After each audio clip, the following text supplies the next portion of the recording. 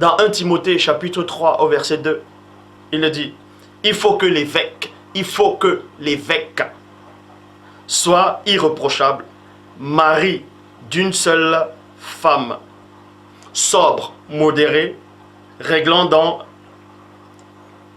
dans sa conduite, hospitalier, propre à l'enseignement. Maintenant, la définition du mot évêque, c'est quoi? Parce que d'autres gens ils vont dire, oui, mais on a juste dit les évêques. On s'est juste adressé aux évêques. Dans d'autres versions, on dit les diacres. Mais d'autres vont dire, ouais, mais je ne suis pas évêque. Donc ça ne s'adressait pas à moi. C'est quoi un évêque? Pas ce que les évêques, les cheveux là au Vatican, non. La définition d'évêque, c'est quoi? C'est surveillant. C'est celui qui surveille. C'est ça l'évêque, surveillant.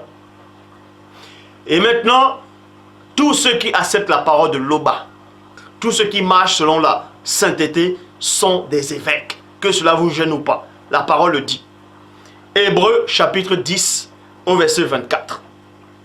Veillons les uns sur les autres, virgule, pour nous inciter à la charité et aux bonnes œuvres.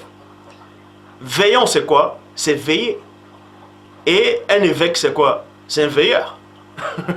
C'est un surveillant. Celui qui veille, il surveille. Pourquoi? Remarquez, vous tapez la définition. Évêque, ça veut dire surveillant. Et dans 1 Timothée, chapitre 3, au verset 2, dans la Bible de Darby, dans la traduction de Darby, il est dit ceci.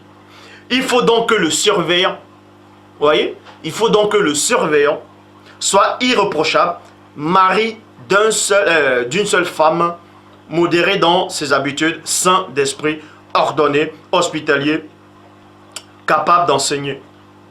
Vous voyez, un évêque, c'est un surveillant. Et vous êtes tous des surveillants, parce que vous devez vous surveiller les uns des autres. Là, on dit ici un évêque, un surveillant, celui qui est dans la parole doit avoir une seule femme, une seule. Une seule. Donc, 1 Corinthiens, chapitre 7, au verset 3, que le mari rende à sa femme et non à ses femmes ce qu'il lui doit, et que la femme agisse de même envers son mari. 1 Corinthiens 7, 2.